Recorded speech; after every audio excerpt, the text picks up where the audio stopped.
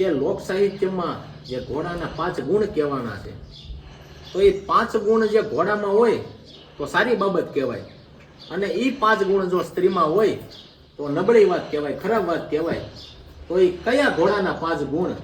કે ચંચળ યવચળ ચમકવું અને ઘણ આહાર ઘણ રોષ, એ 5 તુરંગા ગુણ 5 નારી દોષ. કે ચંચળ, કે ઘોડો ચંચળ હોય, એક જગ્યાએ થોપતો ન હોય. અને અવચળ, કે 5 જુવાનડા ઘોડાની લગામ પકડીને જતા હોય અને એ ઘોડો હાથમાં ન રહેતો હોય તો સ્વાભાવિક વાત છે કે એના માલિકને પોરાના પલ્લા છૂટે.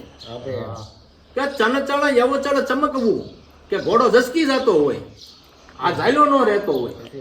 અને ઘણ આહાર ઘણ રોષ, કે ઝાઝો ખોરાક હોય અને ઝાઝો ગુસ્સે હોય, તો એ ઘોડાના ગુણ કહેવાય. અને જો આ 5 ગુણ નારીમાં હોય તો એ એના દોષ કહેવાય. કે ચંચળ યવચળ ચમકવું અને ઘણ આહાર ઘણ રોષ, એ 5 તુરંગા ગુણ અને 5 નારી દોષ.